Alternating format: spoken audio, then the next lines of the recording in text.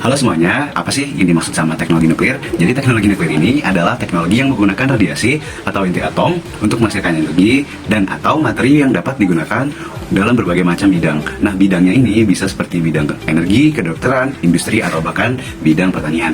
Teknologi ini sendiri melibatkan pemanfaatan radiasi dan isotop, baik dalam bentuk sinar gamma, partikel alfa, partikel beta, maupun neutron.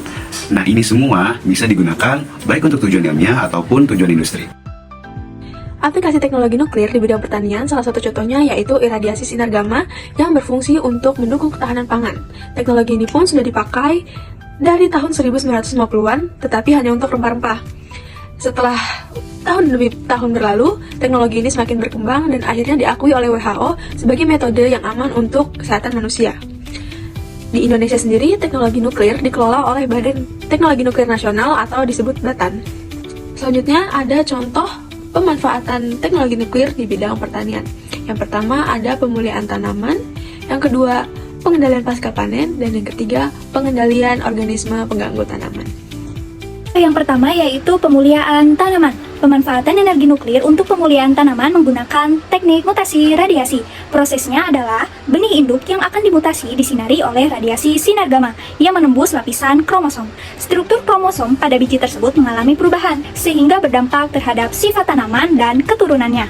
Hal ini dapat menciptakan varietas tanaman yang unggul seperti tahan hama, kekeringan, dan mempercepat masa panen.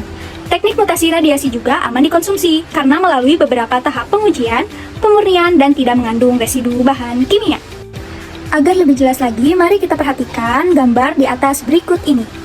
Terdapat bagian tanaman seperti benih atau stek, lalu diradiasi menggunakan sinar gamma, kemudian mengalami mutasi awal, lalu kita dapatkan juga mutasi yang kedua, setelah itu diseleksi sampai menjadi MN, dan akhirnya menjadi galur mutan harapan. Lalu diuji ketahanan terhadap hama, dan sekiranya sudah aman, akan menciptakan varietas baru seperti berikut ini.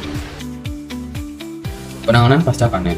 Teknik penanganan pasca panen menggunakan iradiasi sinar gamma mampu mencegah terjadinya pembusukan serta kerusakan pada bahan pangan, dan juga menjauhkan dari kontaminasi mikroorganisme patogen.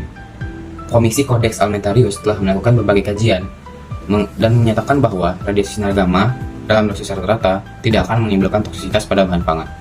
Selain itu, proses iradiasi gamma tidak menggunakan panas sehingga mampu meminimalisir terjadinya kehilangan gizi. Penanganan pasca panen menggunakan iradiasi sinar gamma juga mampu mendorong kegiatan ekspor komoditas pertanian. C. Pengendalian hama pengganggu tanaman. Salah satu metode yang diterapkan untuk menggantikan pestisida dengan teknologi nuklir dalam pengendalian hama adalah dengan teknik sinar gamma 2. Teknik ini dilakukan dengan meradiasi serangga jantan dengan iradiasi sinar gamma dan memantulkannya. Kemudian serangga jantan dilepas ke lahan dan apabila mereka kawin, tidak akan menghasilkan keturunan. Teknik ini telah diterapkan oleh para petani di Kroasia. Teknik ini mampu menekan populasi lahan buah pada tanaman jeruk sehingga produksi buah jeruk dapat meningkat drastis dan memberikan keuntungan.